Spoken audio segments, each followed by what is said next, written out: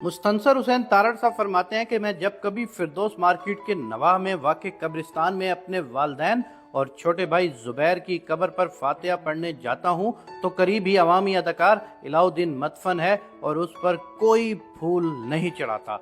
कब्रिस्तान के कोने में वहीद मुराद की कब्र है और इसकी रिहाइश भी उस कब्रिस्तान के साथ ही थी। मुझे याद है कि जब मैंने उसके जनाजे को कंधा दिया तो वो चारपाई शिकस्ता थी जिसमें उसका जस्ते खाकी लिपटा पड़ा था। वो पाकिस्तानी फिल्मी दुनिया का सबसे बड़ा सुपरस्टार था जिसके साथ अवाम ने और ख़ास तौर पर नौजवान नस्ल ने टूट कर मोहब्बत की। शायद आज का शाहरुख खान भी उससे बढ़कर पसंदीदगी के जनून से दोचार नहीं हो सका। उसका हेयर स्टाइल दिलीप कुमार के बाद एक फैशन की सूरत अख्तियार कर गया। पिछले बरस हालैंड में एक ऐसे पाकिस्तानी से मुलाकात हुई जो हेयर स्टाइल के अलावा वहीद मुराद के अंदाज अभी तक अपनाए हुए था कि जिन जमानों में वो पाकिस्तान से यूरोप की जानिब गया था उन दिनों यहाँ वहीद मुराद का राज था। उसका लिबास उसके ज़ौक़े जमाल की गवाही देता और जिस तौर पर वो किसी गाने की फिल्म बंदी लापरवाह अंदाज में करता था किसी और हीरो के नसीब में वैसा दिलेराना अंदाज ना हुआ।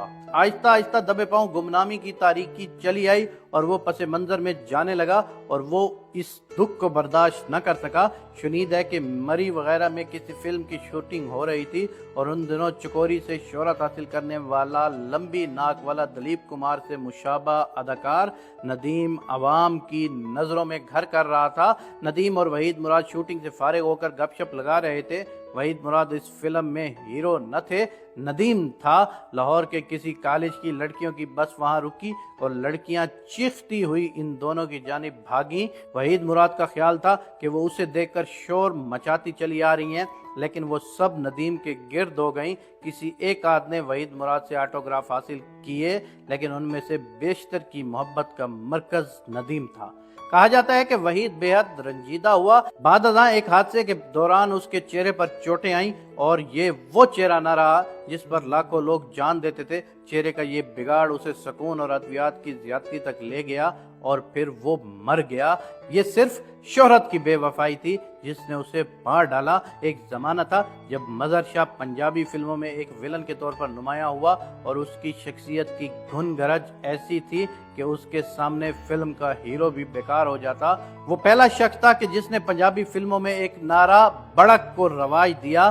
बाद में सुल्तान राय ने उसके अंदाज को अपनाकर बढ़ा चढ़ाकर शोहरत कमाई। अक्सर ये होता था कि वो उस सिनेमा हॉल में अपने दोस्तों के हमरा चला जाता, यहाँ उसकी कोई फिल्म की नुमाइश होती। इंटरवल के दौरान वो अपनी नशीद से उठकर मुंह पर मुट्ठी रखकर एक गरजदार आवाज लगाता तो हॉल में बैठे तमाशाई दीवानावार उसके पास आकर खुद भी बड़के लगाने लगते और वो एक बादशाह की मानिंद उनके जलवे में अपने मुकालमे बोलने लगता और अवामुन्नास उस पर निछावर होने लगते। और फिर कानून कुदरत कमाल के बाद जवाल मज़हर शाह की जगह एक और विलन जलवागर हुआ जिसकी सिंधी लबो लहजे की पंजाबी और खुश शक्ली ने उन लोगों को मोल ले लिया। इन दिनों मज़हर शाह गवाल मंडी के किसी मकान के बाहर एक थड़े पर गुमनाम बैठा रहता था और बहुत कम लोग उसे पहचानते थे। शोहरत और नामवरी ने उससे मुंह मोड़ लिया। उन्हीं दिनों वो अकेला किसी सिनेमा हॉल में चला गया। इंटरवल के दौरान अपनी नशीद से उठकर बड़के लगाने लगा। हॉल में बैठे लोगों ने देखा कि एक बूढ़ा शख्स घुघियाती हुई आवाज में बड़के लगा रहा है तो उन्होंने समझा कि कोई पागल है जो गुल मचा रहा है। मज़हर शाह भी उसके बाद बहुत मुद्दत जिया और फिर मर गया। लेकिन एक इंसान क्या करे अगर एक रोज़ लाखों लोग उसकी एक झलक देखने के लिए टूट पड़ते हैं और फिर एक रोज़ कोई आंख उठाकर भी उसकी जानिब न देखे।